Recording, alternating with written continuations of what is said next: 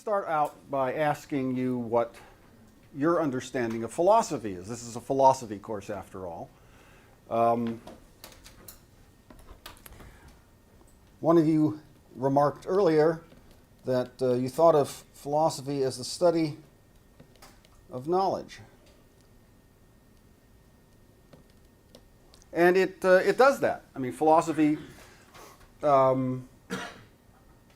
examines, what sort of things might count as knowledge. It examines, in fact, whether there is any knowledge at all. Has anyone ever taken the skepticism course that was offered? There was, I think, a special topics course in skepticism, or an honors course in skepticism. But you can study the idea about whether there is any knowledge at all. You can spend an awful lot of time on that, and an awful lot of ink has been spilled on that particular topic. So that's one of the things that philosophers are interested in. But there are others. Max? I think knowledge narrows it down way too much. I can't hear you. Sorry, I'm trying to word out or come up with the words. Honestly, to give any definitive thing what philosophy is, because it varies to different philosophies. Like continentals will say, oh, it's just the self, whereas the analytics will say you have to be perfectly logical. So I think it's really just about finding the right questions. I think is what it is. Just asking questions is what philosophy is. So About everything. philosophy is asking questions. About everything.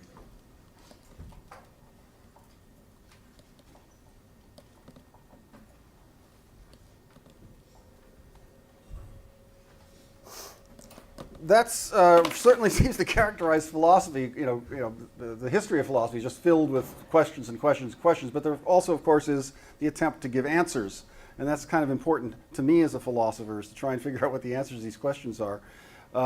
Yes, sir. Field that deals with the creation and analysis of arguments.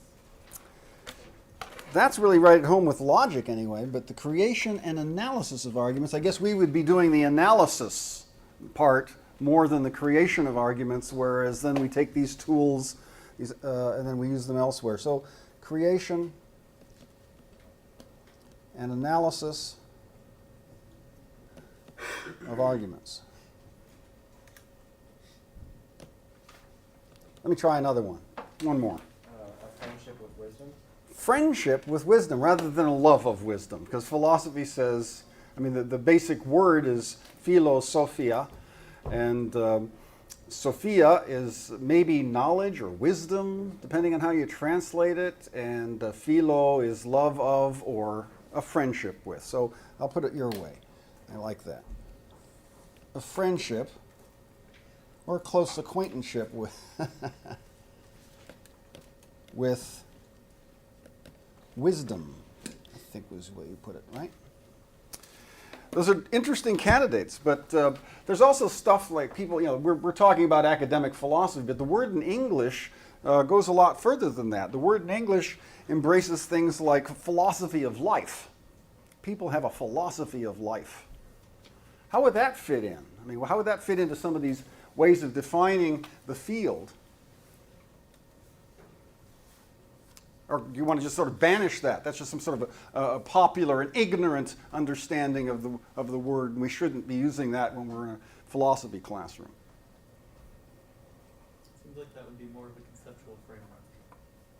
A philosophy of life is a conceptual framework.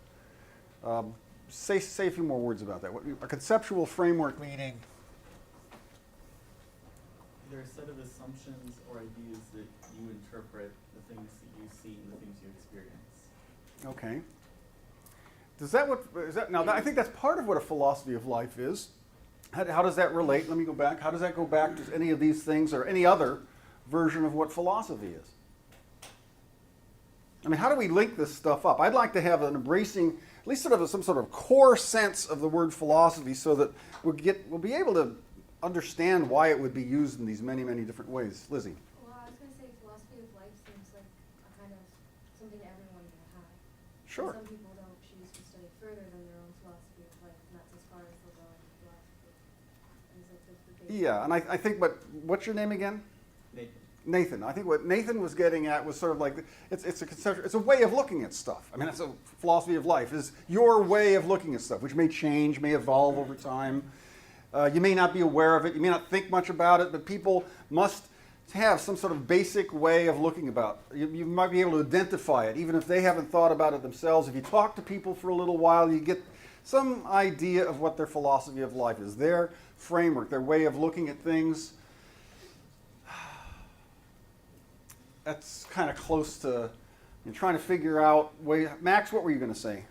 I was going to say, like, if someone like first philosophy of life is just asking themselves the questions, even though they might not be explicitly asking themselves, there's still some going like, why did this happen to me, or why is this going on in the world, or something along those lines. Mhm. Going on in someone's head.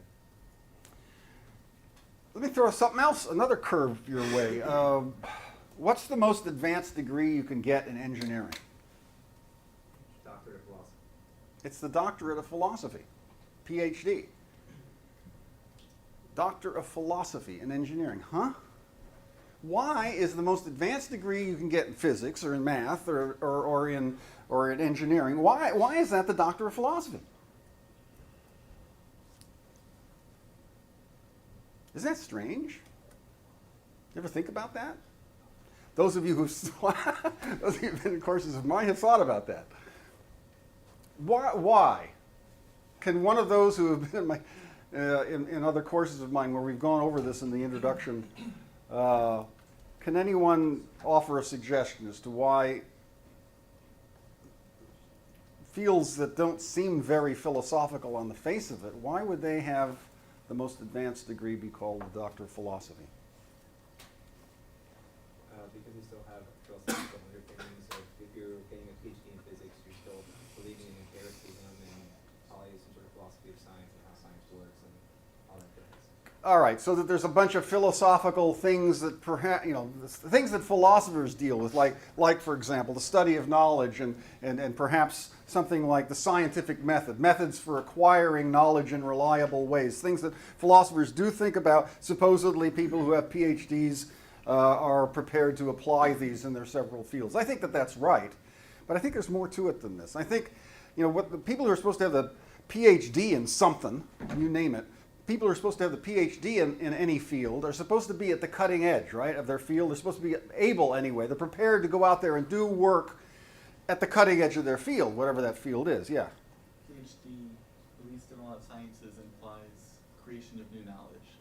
Creation of new knowledge, and by somewhere we had creation and analysis of arguments anyway as part of what philosophy is all about. So maybe it's something like that, and I think that that's kind of what I think. And this is a philosophical subject, by the way. What is philosophy? It's a philosophical topic. So this is one of those topics that I'm going to now try to embrace with this core general definition.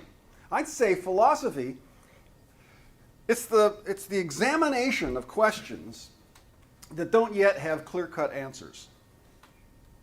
The examination of issues and questions and matters that don't yet have clear-cut answers. Those are the philosophical questions. And so you get people like Niels Bohr and Albert Einstein arguing over the course of their entire careers about the basis of about quantum theory, for example, about whether quantum theory is complete or not. Einstein said no. Bohr said it's about as complete as you can get. It's therefore complete. You couldn't ask for more. That asking for more misunderstands what's going on down there at the subatomic level. But it was a philosophical discussion. They both thought of themselves, of course they came out of Europe and they came out of older traditions, but they both thought of themselves first and foremost as natural philosophers. They described themselves in this way, rather than as physicists. Physicists and scientists, for that matter, those are invented words that are a couple of centuries old. Isaac Newton was the chair of natural philosophy at Cambridge University. Another interesting thing, Adam Smith was the chair of moral philosophy. Where? I think it was Edinburgh. I'm not sure. Might have been Glasgow. Who's Adam Smith? Like the founder of modern economic theory, more or less, to the extent that theories really do have founders. But he's one of the early greats in establishing economics as a science. But he would have thought of himself as a moral philosopher. And Isaac Newton was a natural philosopher. And Bohr and Einstein, even in the 20th century, still thought of themselves as natural philosophers. They're working on the cutting edge questions, questions that didn't yet have clear-cut answers, questions that still, people who were in the know, they could still argue about them. So that people like Bohr and Einstein, who were certainly in the know, these were things that weren't settled yet. They didn't have clear-cut answers. So that's the way I want to put this. And I think that reaches all the way down into stuff like philosophies of life. Things like ethics, questions like philosophy of religion. These are things that, they don't have, you can't turn over a rock and find out the answers to some of these questions, like which things are right and which things are wrong, or what establishes the basis of right and wrong, or whether there's a God or not, or how you should proceed in your life, what you should be or try to be, or what your relationship to society should be as an individual. I mean, should be trying to further the ends of society and working very hard to sacrifice your own goals in order to do something good for society, or should it be the other way around? Is society out there to support individuals? And these are philosophical questions because they don't yet have clear-cut answers. Now, I want to stress that word "yet." A problem for me with definitions like Max's, number 2, lots of different questions, is that that's not why I'm in philosophy. I'm not in philosophy just to go around raising questions and making trouble for people. As a matter of fact, there's a lot of questions that aren't worth raising. They're not worth, to me, I mean, that's my view. I mean, there's things that aren't interesting to me. But the things that are puzzling. And these are the ones usually, and they'll be in particular areas that I'm interested in, but they're questions that cry out for answers. They don't yet have them. I mean, there's very little on Earth that can be proven. We're going to be working with a very, very limited domain of things in logic. We're going to be working with proofs and things that can be proven, but it doesn't go very far. It doesn't get us out to the world very much, as we'll see in a moment. But there's a lot of things that seem to have good enough answers so that I don't really want to dig into them. And there's other stuff that, whoa, that's interesting. That's for example, questions about the completeness of quantum mechanics. That's an interesting question to me still. I mean, I think all the pretty much the evidence points dramatically toward Bohr's understanding of things rather than to Einstein's. But there's it's still possible for physicists to argue about that stuff. That's interesting to me. There's all kinds of social and political questions that are interesting to me. But these are the philosophical questions, the ones that don't yet have clear-cut answers. And what the philosopher's business, I take it, is to try and make a contribution toward the end of getting clear-cut answers. And if we can get clear-cut answers to questions, and I guess what that would mean is general agreement among people who are studying them. If we can get fairly clear-cut answers to questions, then that sort of takes them out of the field of philosophy. The history of philosophy is kind of as the place where all those questions got raised in the first place, a couple thousand years ago, by people like Aristotle and Plato. And it was philosophers who raised those questions, and it continued to be philosophical all the way through. That's probably the 17th century anyway. Before various disciplines, first and foremost physics, I guess, with Isaac Newton, they started to break away and become departments of their own, became faculties of their own, and disciplines of their own.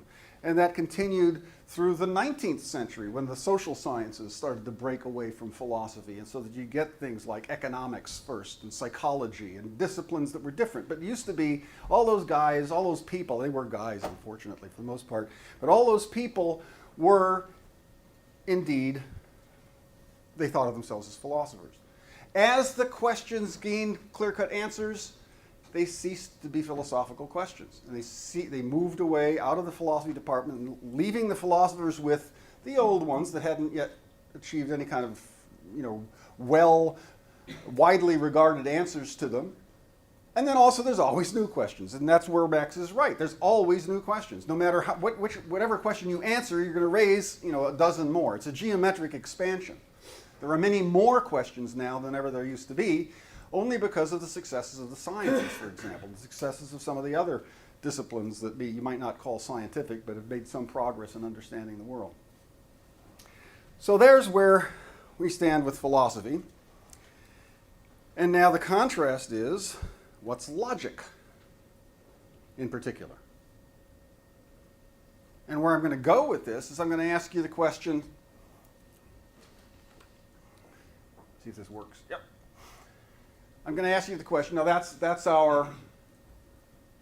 my proposed definition of philosophy, general definition of philosophy, which you need not agree with. But now I'm interested in what logic might be. And where I'm going to go with this, as I was about to say, is that I'm going to try and figure out why we're studying logic under the rubric of philosophy. What's the relationship between logic and philosophy? So maybe when you understand that that's kind of where I'm trying to get with this conversation, that might help to influence your answers to the question, what's logic? Yeah. Logic is a way to push clear-cut answers into areas that we don't have answers in yet. So logic, let's start a new one of these things. You're supposed to give me a new one. There you go. Logic allows pushing clear-cut answers into new areas. Is that what you said? Yeah.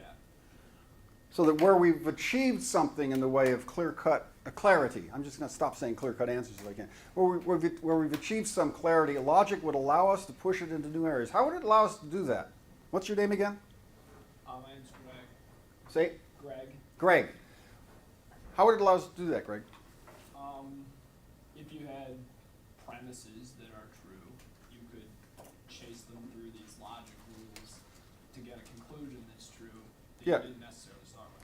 Right. So that if you had some knowledge, you may be able to use the tools of logic to derive as yet unclarified things, or as new things that you didn't know. For sure. For sure. Any other thoughts about what logic might do or might be? I mean, what is it? I mean, this actually leaps forward toward what I wanted to be the goal of the conversation, rather than sort of sticking at what is logic. So, what is logic? Let's go back to that question. It seems like a set of rules to define whether an argument is correct or valid. Like a set of rules that is structured such that. Okay. Rules for deciding on the legitimacy of argument. Right? Is that pretty much it? How about that? The formal structure of reasoning. I mean, I think that's what you're getting at, and that's what you're thinking. You had that in the back of your mind, Greg, when you offered your suggestion, is that, well, we had some formal rules that would allow us to move from truths to truths.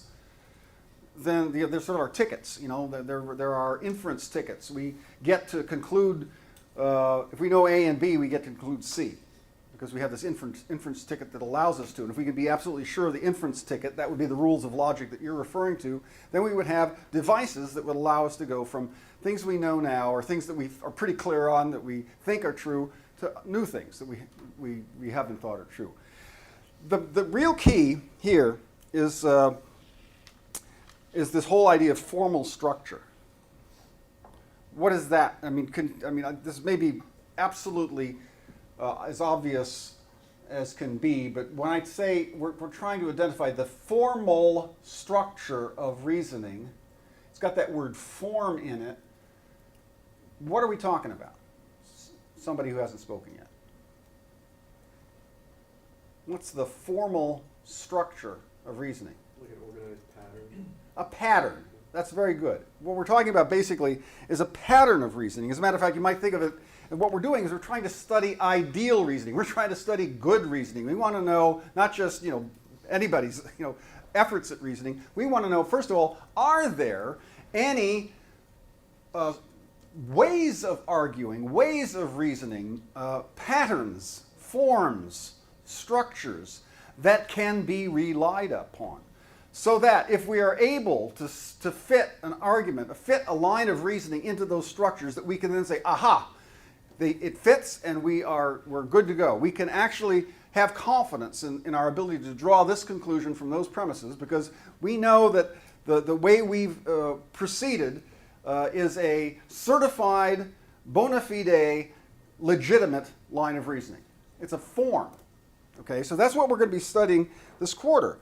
We're trying to identify the structuring our reasoning should have if it's to be good reasoning.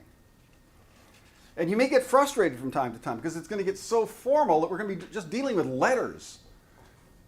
And we're going to, from time to time, there will be examples, but the examples will be so silly, like Alfred and Betty both are going to college. Therefore, things like that. And the things that are just obvious form fillers.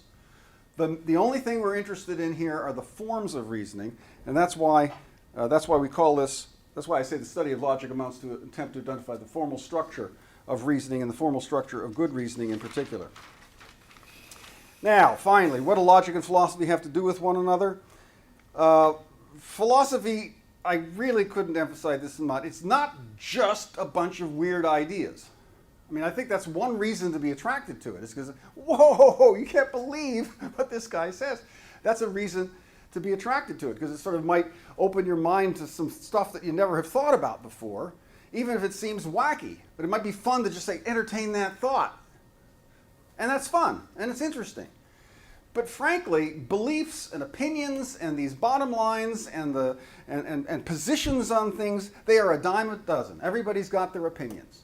Opinions, I mean, we're supposed to, this is not politically correct. We're supposed to appreciate everybody's opinions. I don't appreciate opinions much.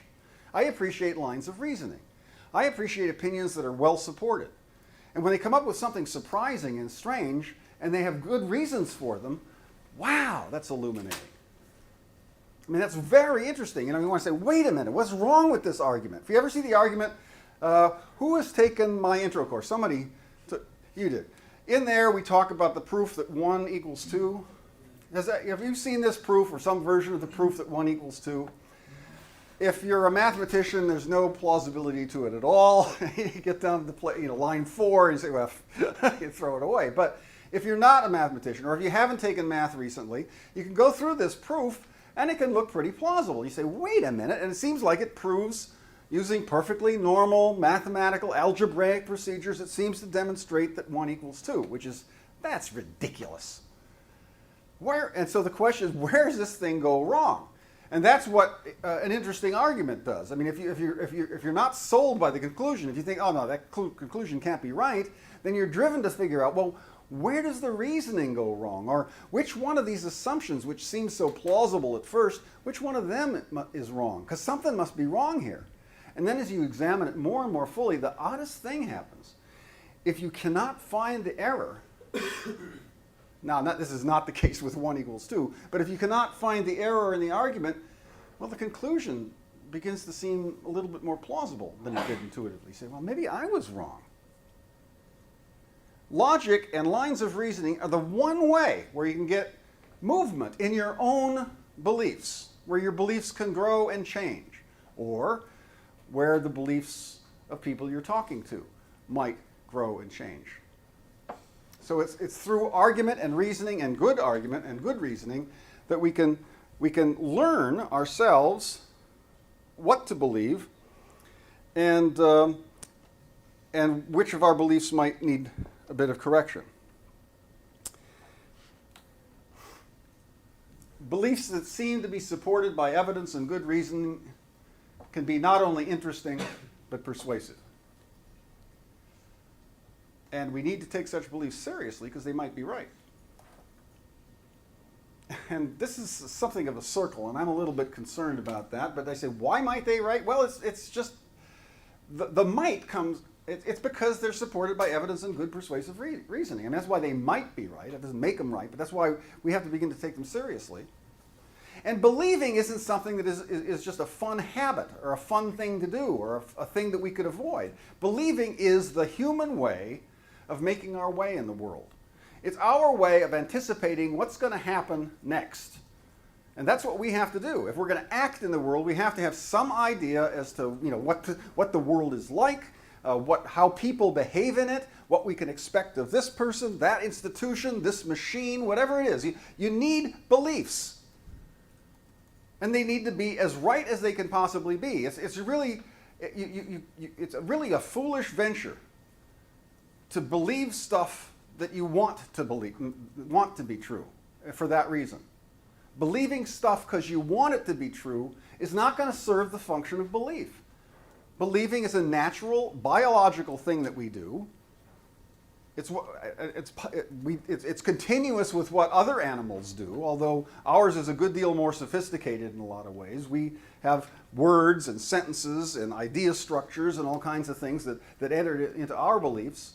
But believing is something we do in order to successfully make our way in the world. It's a survival tool. And so you want your beliefs to be as correct as they can possibly be, to be as accurate as they can possibly be. You want them constantly checked. That's why argument, that's why a free press is good, that's the reason. The free press isn't good so I can say what I want to say, it's so I can hear what you have to say that might help me correct my wrong beliefs. See John Stuart Mill about that. I mean, he was in On Liberty. That's probably one of the most brilliant essays ever written in political philosophy. But among other things, it explains free speech in the proper terms, the advantages of it and the value of it. It's not valuable specifically only because, well, each of us has our beliefs and we ought to be able to say what we think. That's all very nice, but we need people's contrary opinions. We need them desperately so that we don't go off believing stuff for bad reasons. So, all right, where are we?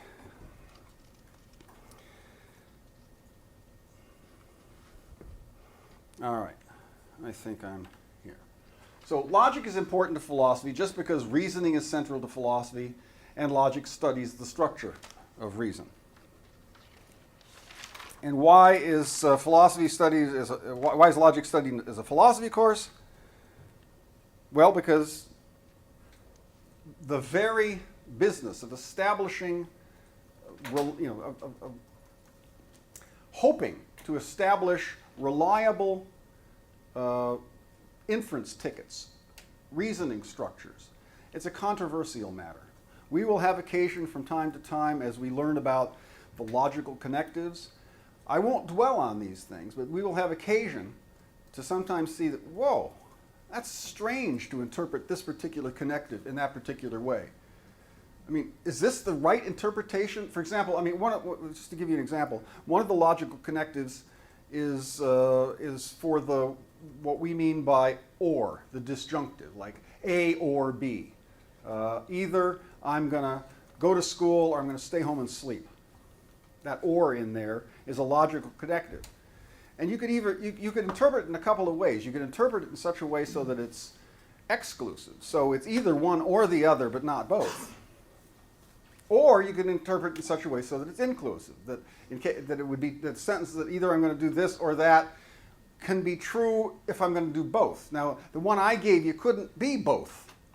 But you can imagine situations where you say either Joe goes to school or Betty goes to school. Is that supposed to be true or false if they both do? Well, an inclusive or, and that's the one we're going to use, says that the sentence is true, the disjunctive is true, either Betty goes to school or Joe goes to school. That's true in the event that they both do. Because it means at least one or the other goes, and maybe both. So it leaves that open. But you could have interpreted it in the other way. You could have said, wait, no, if you're saying either Betty goes or Joe goes, you mean not both, either one or the other. And you can hear how English is ambiguous on that particular topic. And we'll have the same difficulties with another one, logical implication, material implication, which we'll be symbolizing with a horseshoe. That too has got a very strange interpretation, so that any time the conclusion is, of an argument, or anytime anytime the consequent, the second thing, like say, if I go to school, then I'm going to get a cup of coffee. If I get the cup of coffee, that implication, the whole implication is true anytime. So even if I don't go to school, if I go to school, then I'm going to get a cup of coffee is true if I get a cup of coffee. Now that's weird. Why should that happen? Well, there are logical reasons. There are systematic reasons why we have to interpret it some way or another, and that's a good way to interpret it. But these are philosophical questions. And you could have different logics, and there are different logics that make different interpretations about those particular logical connectives. So logic is itself a philosophical subject. Logic is itself something that embodies lots of different questions that don't yet have, answers that everybody agrees to. We're going to follow. Just rip the microphone off. We're going to follow one convention, one set of conventions for these things. You'll find them in the Logic Cafe as you go along. And John Halpin, who's the author of the Logic Cafe, he will from time to time offer you some reasons for accepting the way he is doing it. But those of you who have taken some logic before will find out, yes, these are the same conventions that are used generally in teaching sentence logic and predicate calculus. So that it's not unique to John Halpin or to the Logic Cafe. These are the normal ways of doing this stuff, and please just accept it. And please just say, all right, it's just a stipulation. We're going to interpret or as inclusive or, not exclusive. We're going to interpret material implication, that is the horseshoe, in this particular way. That's just the rules that the rules of the road for our course. And then if you have disagreements with it, that's fine. But this is the way we're going to do it, just so we can move on to the next step. So anyway, logic is necessary to philosophy for this reason, and philosophy is the domain within which we study logic, just because logic itself is still open to disagreement and development. There are new systems of logic that come out all the time. There are multi-valued logics. There are dual-valued logics, true and false, like ours. I mean, consider this. We're going to be dealing with truth tables, and we interpret every sentence, every proposition is either true or false. Not both, not neither. It's either true or false. Every proposition, every sentence has to be either true or false. But you can imagine lots of situations where you want to say, well, why can't we accommodate shades of gray? Why can't we accommodate true, false, or maybe? That would be a three-valued logic. Why can't we accommodate something that is its truth value is sort of measured on a probability scale? And that would be an infinite-valued logic that would go from 0 to 1 and all places in between. There are infinite-valued logics. There are three-valued logics. We're going to deal with a simple two-valued logic, true and false. Sentences are either true or false, not both, and not neither. Okay? But see, those are some of the difficulties with, or not difficulties, those are some of the interesting philosophical questions that come up about logic. And you can imagine that different logics might be more or less useful for different sorts of questions. Like in quantum mechanics, that's one of the places where many-valued logics first arise in application, because it's hard, you can't simultaneously determine, for example, the position and the momentum of a particle. You can't simultaneously determine it, and in fact, if you believe Bohr and the dominant interpretation of quantum mechanics, there's no such thing as the instantaneous position and momentum of a particle. But what can you do? Well, the more detail you get about the position of the particle, the less detail you get about the momentum of the particle.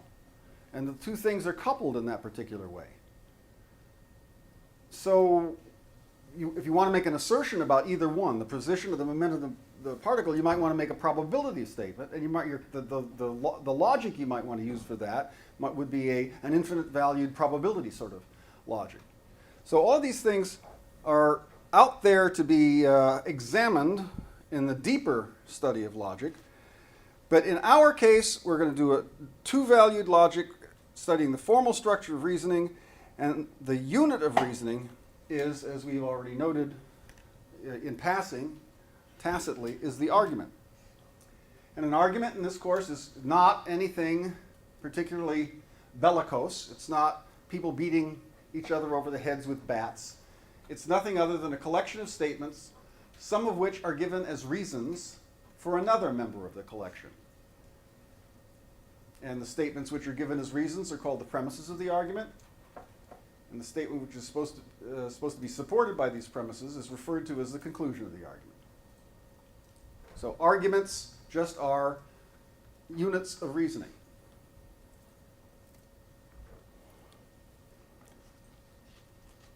Now, notice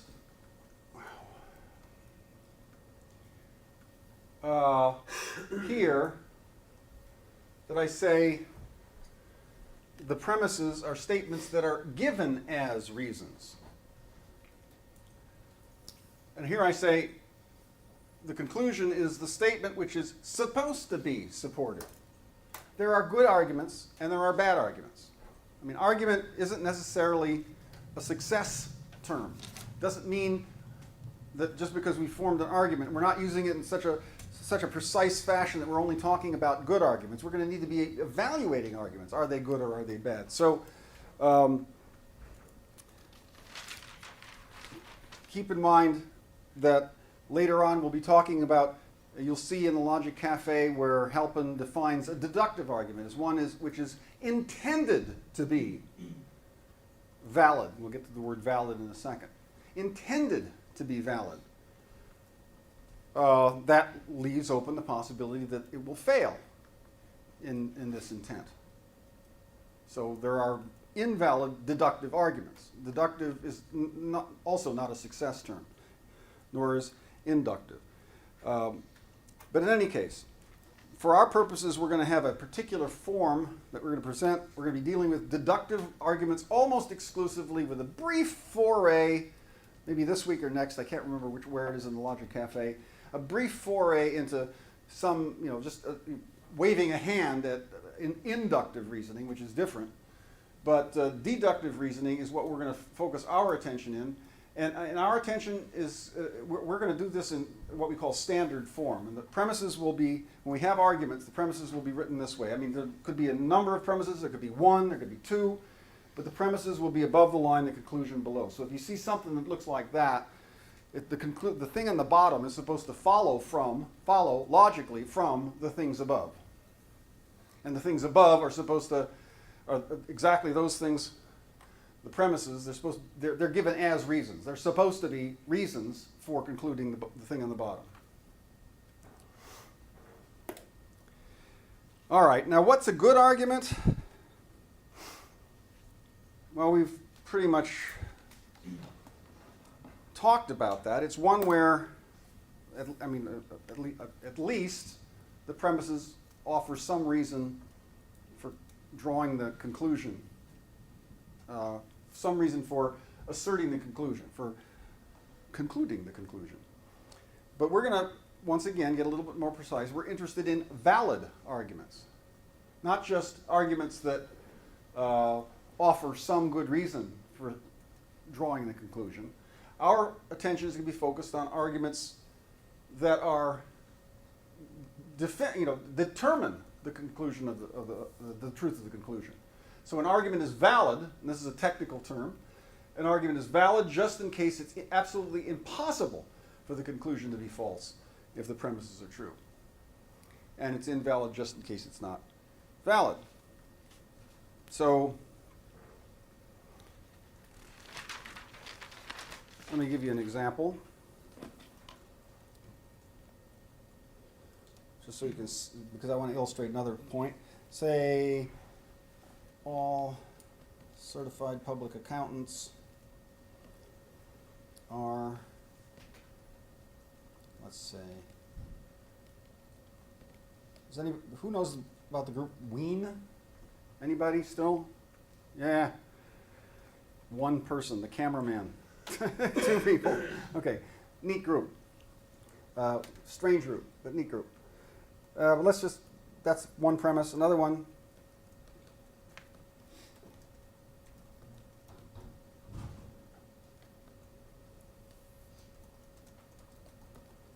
There's probably one person in the room who may be able to refute this.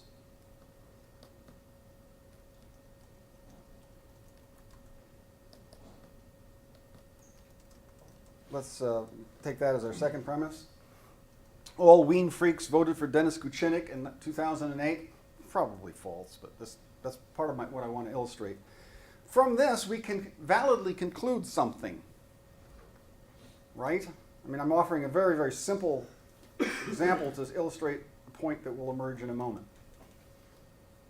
What? All certified public accountants voted for Dennis. Yeah.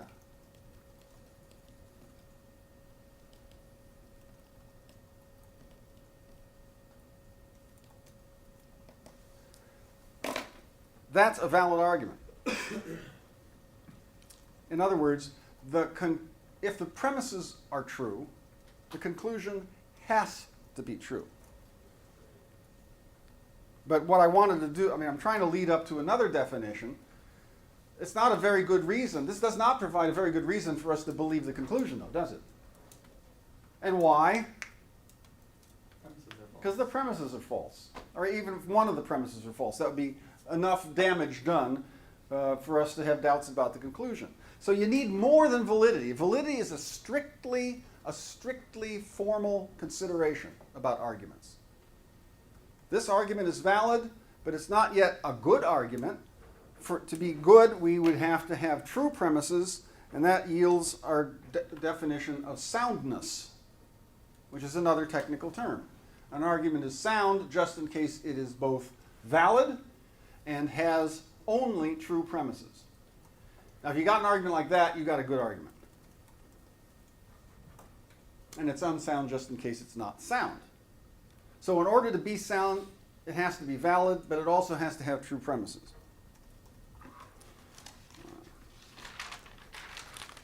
Now, look, this is where we get into the differences between logic and the sciences. Logic has no particular way of determining the soundness of arguments. We're going to be working on the formal structure of reasoning. We're going to be concerned with validity. What follows from what, and what doesn't follow.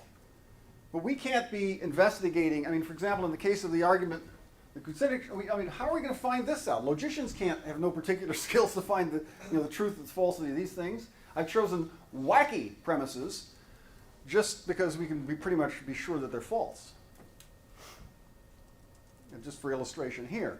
But it's it's observation, it's experience, it's the sciences when you're getting to technical areas. And if they're not sciences, it's the areas of special research. That's where we may be able to uncover the truth and falsity of various interesting propositions. These aren't even interesting propositions, but that's what we need. We can't do that with logic. Logic alone only tells you, well, if such and such were true, then such and such would follow. That's all logic is empowered to do. So logic, while key, while crucial, doesn't take us very far toward knowledge. It's just something that provides us a structure within which we can get an inference ticket from things that we might know, as Greg pointed out earlier. It's an inference ticket that takes us from where we are now, or where we think we are now, to other conclusions, other things that we might not have thought of. It allows us to unpack. Taking these two together doesn't help you very much. But let's say I had a whole bunch of premises. I might not see all of the implications of those things when taken together. Take geometry, for example. It's got 5 axioms that it starts with. It uses exactly these principles of logic. As a matter of fact, logic was invented and developed by Euclid, who was a student of Aristotle's, some 2,000 years ago, more, 2,500 years ago, I guess. 2,500 years ago, nearly, 23 or 400 years ago. Invented by Euclid, who was a student of Aristotle's, and he couldn't have done it except that Aristotle had immediately before him developed some of these principles of logic that we're working on. And all that Euclidean geometry does, and that lasted for 2,000 years before the development of some more modern geometries at the end of the 19th and beginning of the 20th century. But for that whole period, Euclid's geometry was the only game in town. And Euclid's geometry took 5 basic axioms and some definitions that were supposedly intuitively obvious, and from that derived the most crazy things. From those 5 axioms, you can find out that, for example, the square on the hypotenuse is the sum of the squares on the other 2 sides, something that no one would have expected. But from these 5 simple axioms, that all of them seem like they're obvious, common sense, things like the shortest distance between 2 points is a straight line, stuff like that. That may be a definition, but things that are about that obvious, take those 5 axioms and you can derive a world of very complicated, very unexpected things. So that's what this inference ticket may allow us to do if we're fortunate, and not just in the areas of mathematics. It seems, if we know some things about physics, we can derive, for example, that's more or less the way Newton set up his Principia Mathematica in geometric form. With a few basic axioms, he attempted to derive further laws of physics that then were informative about how the planets moved around the sun, things that were not obvious from the axioms themselves.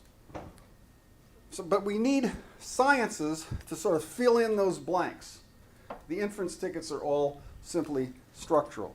Finally, before we go on to something else, I want to just go into this, the matter of, what's that? This word here, impossible. Let's take our argument from before.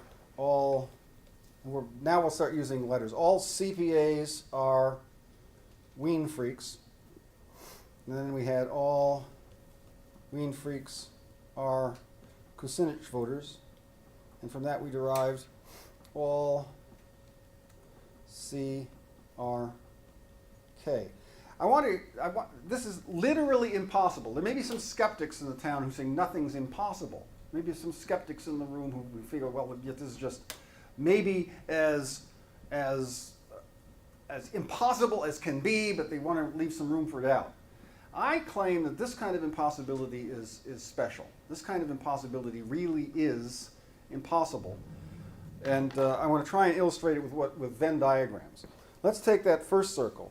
It says that all C, and what I'm going to do is I'm going to take the set of things that are C and say that circle is it.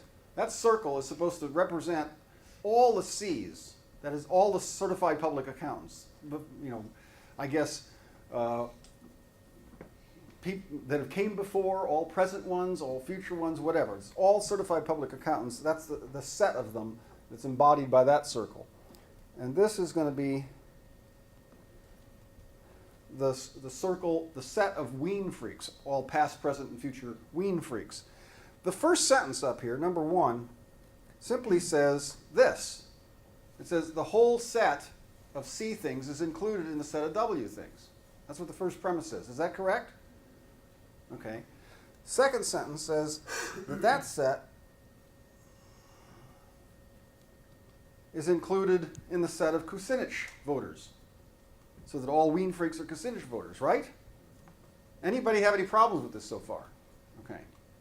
What I want to point out to you is that I don't have to do any work here. All I've done is to diagram, using the Venn diagrams, all I've done is to diagram premises 1 and 2, and if you'll see, 3 is already in there.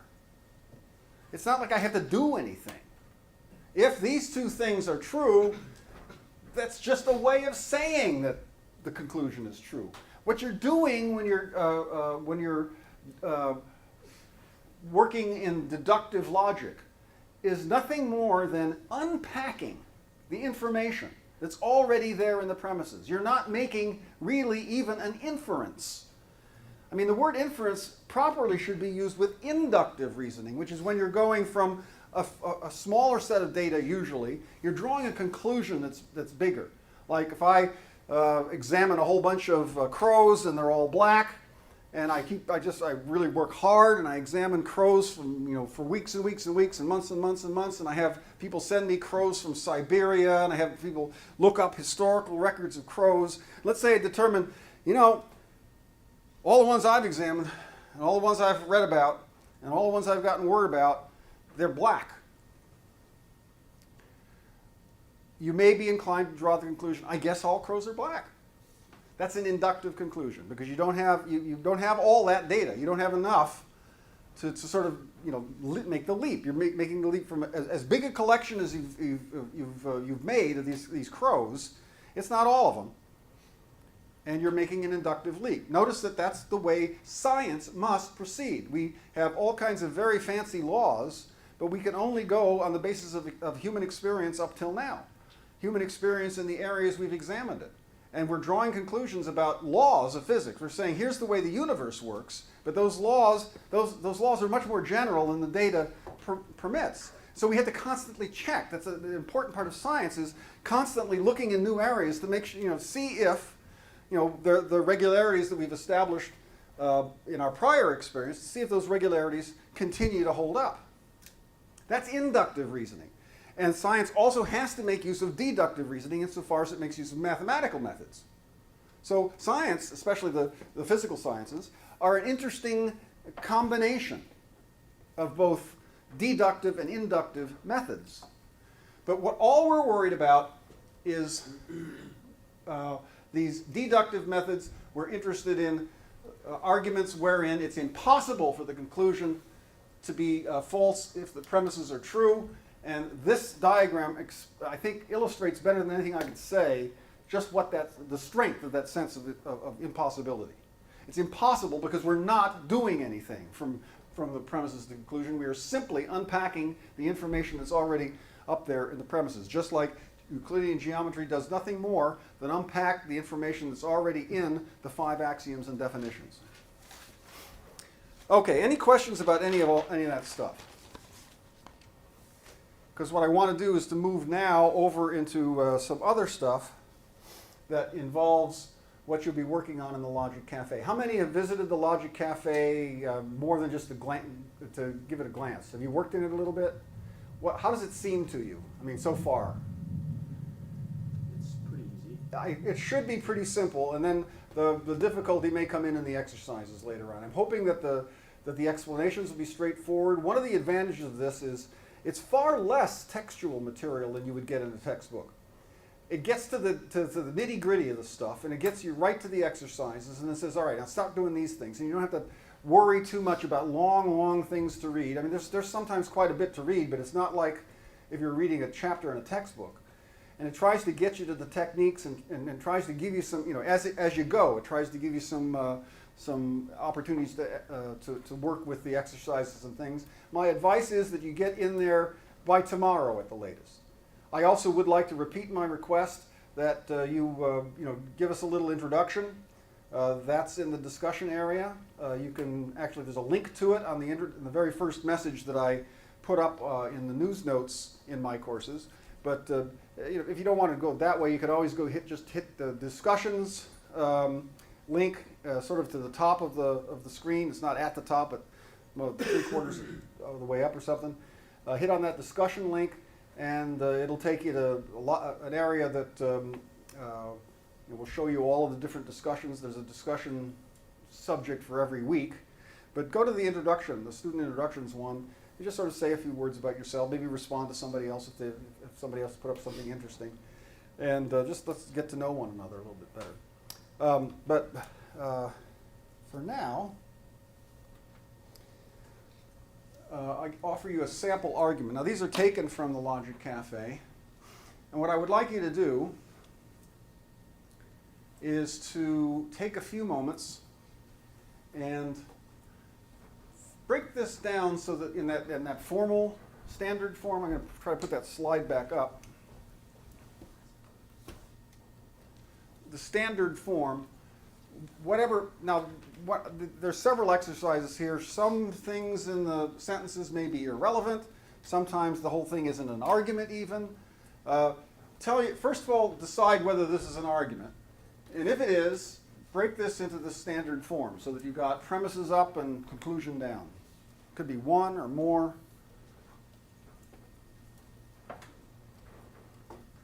And you can abbreviate. You don't have to write all those words out, just as long as you know what you're doing.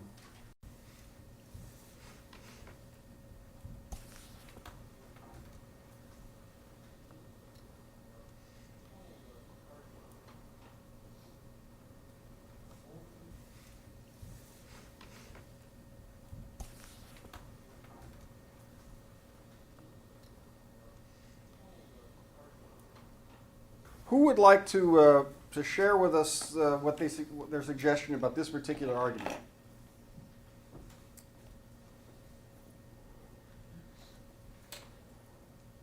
Okay. Sam has attended each class till now. His first Say what? class. Okay. I'm going to call that Sam has attended each class up until today. And what? And the second one is Sam is here today. Okay. Sam is here today. And then the conclusion is Sam is perfect attendance. Okay. That's more or less it. You could, might have written a lot more. Are there any questions about this one?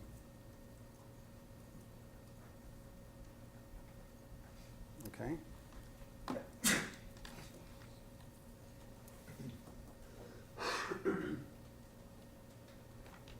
Try this one.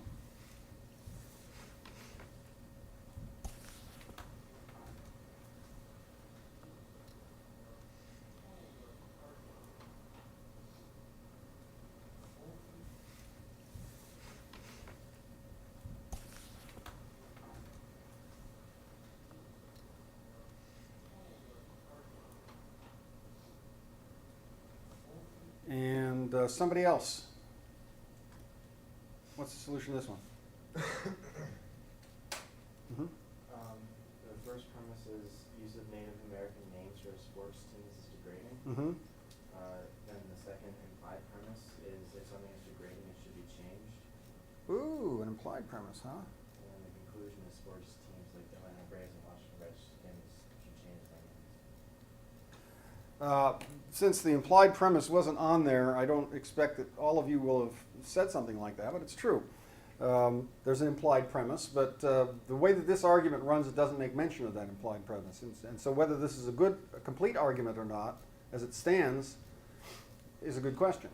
But right now, it says the use of the Native American names for a sports team is degrading, and the conclusion is sports teams like the Atlanta Braves and the Washington Redskins should change their names. So there's a single premise and a single conclusion that's offered. And as has been pointed out, that may not be enough to make this a complete argument. There's a suppressed premise here. Does everyone get this? Is this okay? Okay. And one more.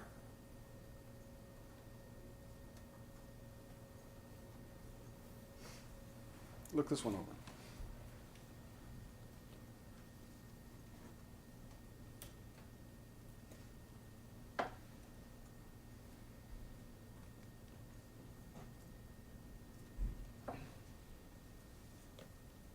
Andrew Steele?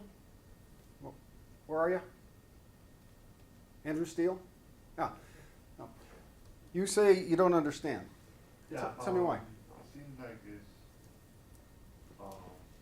doesn't explain itself like in the premises. Anybody else having that problem? There is no argument. It's not an argument. Yeah. Okay? So those of you who are agonizing over this one, you have good reason to agonize over this one. This is not an argument. There's no effort to offer premises for a conclusion. No attempt is made to do that. So this just isn't an argument.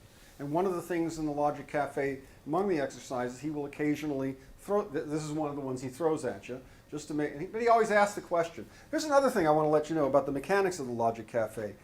When you get to some of these exercises, there's things going off all over the place. I mean, I'm not sure that this was wise for him to have designed it this way, but at least on my browser and my screen, when I go into this particular set of exercises, it starts off with, I think I get whole black bottom of the screen and something on the top, and he says choose an exercise. So I choose an exercise, and then I get something like this. And he's got it so that they're links, and you can click on them. He says, all right, he says, first thing to do, is this an argument? But you can't always, the first time I ran through this program last fall, I didn't see these boxes. There's a little box that pops up in the upper left-hand corner when I do it, and it asks the question, is this an argument or not? And if you don't answer that question, you can't go anywhere. You can't do anything with this thing. So watch out for that. When you has these little exercises, is choose E1, E2, E3, E4, whatever it is, pick the exercise, but then often the first thing he's going to do is he's going to ask you a question up there in the box, and you have to say either yes for it is an argument or cancel for it's not an argument. And then you close the box, and he said, righto, if you say, cancel, or if you say yes and it is an argument, he's going to say, all right, now first pick out the conclusion, then pick out the premises. Sometimes there'll be more lines and things said. Some things, irrelevant things will be said. And you say, no, that's not one of the premises for this argument, but there'll be something irrelevant in the middle of the little thing that he's asking you about. So watch out for stuff like that. Any questions about this not being an argument? You all see that? Okay. Let's do something different.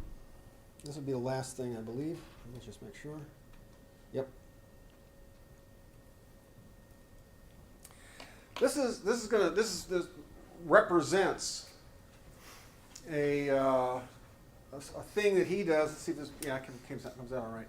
He'll have a drag thing. He wants you to drag the right number into the right line. This is a 3-line argument, and it uses a particular technique that I wanted to just sort of familiarize you with now before you get started with working with it. If we're going to demonstrate something here. And what we want to demonstrate is that a sound argument has no false premises. Now that goes without saying. It's not something that should cause you any trouble substantively. But the thing that we're trying to exercise here is our ability to construct a derivation, to construct an argument. So what we're going to do is, to do this, we say, all right, let's say we've got a sound argument. And then we're going to try and derive that it has no false premises on line 3. So there's some ringers in here, and there's some other things that you can use, and the order matters, of course. So what I'd like you to do is to now try your hand at that one by filling in a number on each of those lines that will reveal the structure of the argument, the derivation. So you're only supposed to use 3 or 5? Pardon me? So you're only supposed to use 3 or 5? Right.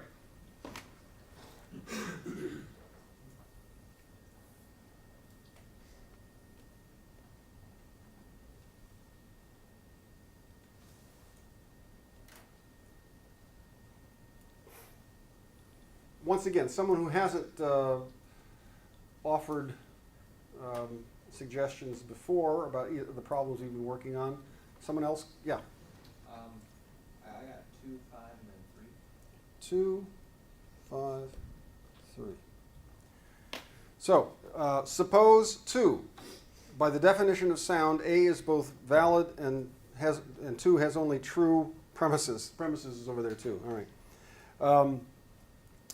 And then 5, because as A has only true premises, A has no false premises. And then 3, A is a sound argument.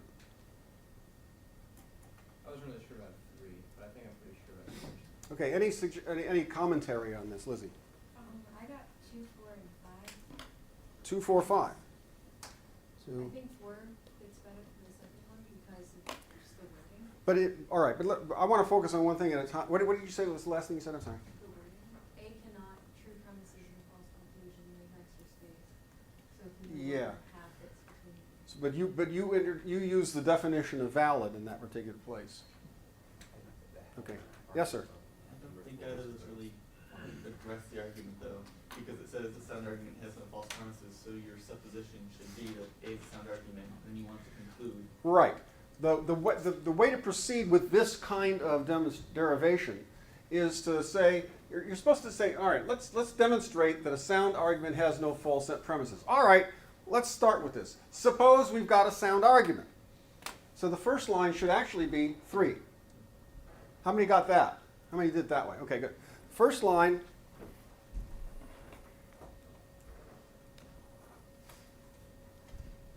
you can erase with the backs of these things oddly. First line should be 3. So let's say we've got a sound argument. That's the point here. Suppose that A, and we're going to call it A. Suppose we've got a sound argument. Now we're able to do what? Now we can use, yes? I'll put 2. Yes, now that we see, now by the definition of sound, A is both valid and has only true premises. And then what? Somebody else. Yeah. 5. Because A has only true premises, which is what we just said in 2, A has no false premises, which is what we were trying to prove. Q, E, B. Anyone familiar with those letters? What do they mean? You can tell me what they mean. You don't have to give me the Latin. Yeah. It's quod erat demonstrandum, which proves what we were trying to prove. I mean, that's what we were trying to do, and we got it. Does anybody have any questions about this three-line proof and this technique? The way to go about these things, and at least at this step, the way to go about this one, if we're trying to demonstrate something, you say, all right, let's say we got a sound argument. Well, since it's a sound argument, then it's valid and has only true premises. But if it has only true premises, then it doesn't have any false premises. That's just what that means. So that's hence that order. Does anyone have any problems with this? Okay. Any questions at all about anything? You need to store up your questions for these last minutes of the class, because I'll answer it all. No, about logic. If you have any questions at all, as you work, if anything gets frustrating, please raise questions in the discussion areas up in my courses. That way you may be able to continue working a little bit more quickly than if you had to wait until class time. All right. So long. See you Monday. Good luck with the cafe.